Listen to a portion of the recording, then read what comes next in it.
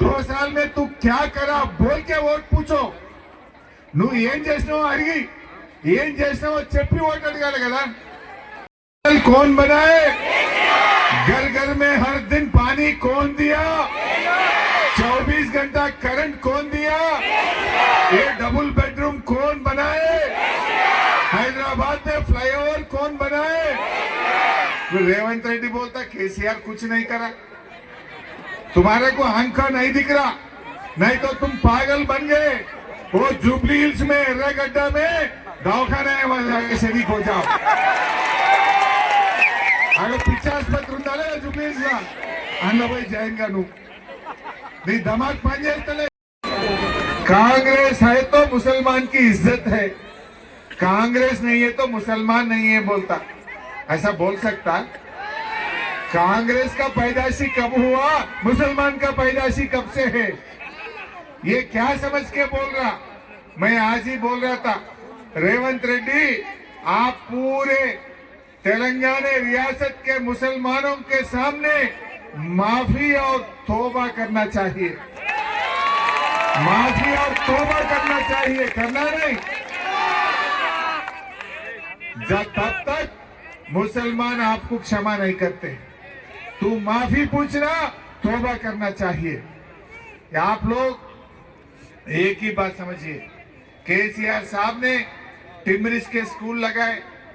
परसों मैं जहीराबाद गया था, जब मैं मिनिस्टर था जहीराबाद में 2 टिमरिस के स्कूल में इनाग्रेशन करा. टिमरिस बोले तो आपको मालूम है ना, माइनॉरिटी रेजिडेंशियल स्कूल. जब 6 साल 7 साल पहले 2 स्कूल मैंने खोला. ये साल में एक बच्ची मेरे पास सिद्दीपेट आई, स्वीट बॉक्स लेके आई. क्या बेटी इतना दूर आई? उनका पिताजी ऑटो ड्राइवर है. माँ बाप के साथ बच्ची मेरे पास आई, स्वीट खिला रही थी मेरे को. क्या बेटी क्यों खिला रही? बोले तो साहब जो टिमरी स्कूल केसीआर साहब ने बनाया था, आप आके इनॉग्रेशन करे. वो स्कूल में पढ़ के मेरे को MBBS सीट मिला, मैं डॉक्टर बन रहा हूँ बोल रही थी लड़की. ऐसा एक लड़की नहीं, पूरी तेलंगाना में केसीआर साहब ने SC ST BC माइनॉरिटीज के लिए जो स्कूल लगाए, हजारों बच्चे और बच्ची आज डॉक्टर बन रही हैं. बोले तो केसीआर साहब ने इतना अच्छा काम करे. मैं आप सबसे एक ही गुजारिश करना चाहता हूं, तमाम लोग सुबह सुबह जाके वोट डालना चाहिए. आप लेट गए तो वो आप कोई जाके आपका वोट डाल देते, बाद में आप गए तो वोट हो गया बोलते. फेक वोट डालने का कोशिश कर रहे वो लोग. हमारे जितने भी भाई बहनों हैं, आप सबसे मैं सलाम करके पूछना चाहता हूं, अब केसीआर साहब का आप एहसान करना है. केसीआर साहब ने आपके लिए इतना अच्छा काम करके दिए. केसीआर साहब का एहसान चुकाने का वक्त आया. केसीआर साहब का एहसान चुकाने का आपका जिम्मेदारी है, ये कभी आप भूलना नहीं. आज गोपी अन्ना का एहसान चुकाने का जिम्मेदारी आपके पास है. आप लेट मत करो, सुबह 6 बजे निकलना, जाके आपका वोट डालना, नहीं तो आपका वोट कोई और डाल देता. ऐसे कांग्रेस के गुंडे, कांग्रेस के लोग आपके वोट डालने के लिए कुछ वो लोग नया तरीका बना रहे हैं. होशियारी से रहना. सुबह सुबह जाके आपका वोट कार के निशान पे 3 नंबर पे मागंटी सुनीतम्मा का फोटो रहेगा, बाजू में कार का निशान भी रहेगा. ये लोग क्या कर रहे, कुछ रोड रोलर का निशान लगाए, कुछ बूढ़े लोगों को नहीं देखते, वो लोग जाके रोड रोलर देके कुछ भी करो. ये लोग कांग्रेस को वोट देने वाले नहीं हैं. ये सब केसीआर की फैमिली है, ये सब केसीआर की घर वाले हैं. ये इसका नाम ही केसीआर नगर है. यहाँ एक वोट भी नहीं जाता. केसीआर साहब को पूरा भरोसा है, मुसलमान ने कभी भी धोखा नहीं करते. कोई मदद करे, कभी किसी का मदद मिले, वो जिंदगी भर एहसान रहते हैं, जिंदगी भर याद रखते हैं, वो कभी भूलते नहीं. हमारे को बोलते थे केसीआर साहब, मुसलमान बहुत इज्जतदार होते हैं, मुसलमान का कभी मदद करे वो जिंदगी भर याद रखते हैं, वो कभी धोखा नहीं देते बोल के केसीआर साहब बोलते थे। हमारा यहाँ 6,700 लोगों को घर मिला है, 6,700 मुसलमानों को यहाँ कोल्लूर में डबल बेडरूम मिला है। केसीआर साहब कोई मजहब के लिए नहीं देखा।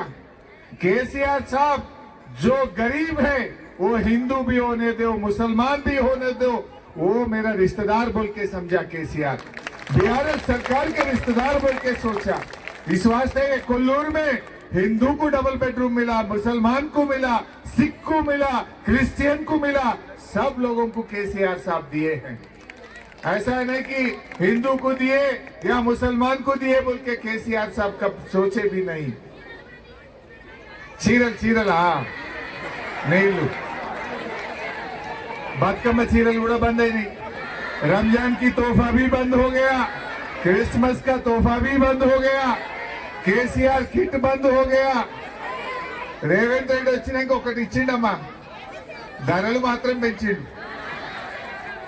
విత్తనాల ధరలు పెంచిండు, మోటార్ సైకిల్ రిజిస్ట్రేషన్ ఫీజు పెంచిండు, బీర్ ధర పెంచిండు, విస్కీ ధర పెంచిండు। పేదల దగ్గర దంచుడు। हेलो दोस्तों और मोहतरम हजरात, कुल्लूर केसीआर नगर के 2 BHK फ्लैट्स टीआरएस हुकूमत के दौर में तकरीबन 2 साल पहले अलॉट हुए थे। तब से लोग वहां रहते तो हैं, लेकिन उनको पानी, बिजली, ड्रेनेज, स्कूल्स और हॉस्पिटल्स, बस सर्विसेज, मेंटेनेंस जैसे कई मसाइल का सामना करना पड़ रहा था। बीआरएस के किसी लीडर ने इन 2 सालों में कॉलोनी का दौरा नहीं किया, जिससे रहने वालों में निराशा थी। कुछ दिन पहले कांग्रेस सरकार के मिनिस्टर्स ने वहां जाकर एरिया का इंस्पेक्शन किया और नए डेवलपमेंट प्रोजेक्ट्स जैसे roads, street lights, police outpost, hospital, schools, petrol pump, street lights services शुरू करवाई। इन कामों से लोगों में थोड़ी उम्मीद पैदा हुई। अब इलेक्शन के बिल्कुल करीब बीआरएस के सीनियर लीडर हरीश राव का वहां आना पॉलिटिकल तौर पर काफ़ी अहमियत रखता है। उन्होंने पब्लिक से मुलाकात की, अपने दौर के कामों का जिक्र किया और कहा कि ये फ्लैट्स उनकी सरकार की मेहनत का नतीजा है। लेकिन लोग कह रहे हैं कि उनके असली मसाइल अब भी पूरी तरह हल नहीं हुए। कुल्लूर केसीआर नगर 2 BHK कॉलोनी तेलंगाना पॉलिटिक्स का एक इम्पॉर्टेंट मरकज़ बन चुकी है, जहां दोनों पार्टीज कांग्रेस और बीआरएस पब्लिक के बीच जाकर अपना असर दिखाने की कोशिश कर रही हैं, ताकि इलेक्शन से पहले लोगों का भरोसा जीता जा सके। आप वीडियो में देख सकते हैं हरीश राव का बयान। नहीं, शादी मुबारक के साथ 1 तुला सोना भी देता हूँ। कहाँ गए सोना? తులం బంగారం రాలే కానీ బంగారం ధర 150,000 అయితే చేసిండు। కొండెక్కింది, బంగారం కొండెక్కింది। ఇప్పుడు నిన్న ఒక మంత్రి అంటుండు, ఏమైనా తులం బంగారం అంటే ఏ ధర బాగా పెరిగింది ఆడిస్తామంటుండు। మరి అప్పుడు ఎందుకు చెప్పినావు బిడ్డ? కేసీఆర్ గారు ఎలక్షన్లో చెప్పలే, ఓట్ల కోసం కేసీఆర్ మాట ఇయ్యలే, కానీ फिर भी शादी मुबारक और कल्याण लक्ष्मी केसीआर साहब दिए आप लोगों को। పెళ్లికి సాయం చేసిండు। బిడ్డ కాన్పుకు పోతే కొండాపూర్ దవాఖానలా కాన్పు చేసి కేసీఆర్ కిట్ ఇచ్చి 13,000 ఇచ్చి తల్లిని బిడ్డని తెచ్చి జూబ్లీహిల్స్ ఇంటికాడ దించలే। ఏమైంది ఇప్పుడు కేసీఆర్ కిట్టు? కేసీఆర్ కిట్టు పోయింది, న్యూట్రిషన్ కిట్టు పోయింది, 13,000 పోయినాయి, తులం బంగారం మాయమైంది। ఇంకా మళ్ళీ సిగ్గు లేకుండా ఓట్లు వేయబట్టుండు। రేవంత్ రెడ్డి గారు అడుగుతున్నాడు, మధ్యాహ్నం ప్రెస్ లో మాట్లాడిండు, కేసీఆర్ నువ్వేం చేసినావు? ఒక హైటెక్ సిటీ కట్టినావా? నువ్వేం చేసినావు? కేవలం ఒక సెక్రటరియట్ కట్టినావు, లేకపోతే కమాండ్ కంట్రోల్ రూమ్ కట్టినావు, లేకపోతే నువ్వు కాళేశ్వరం కట్టినావు అంటుండు।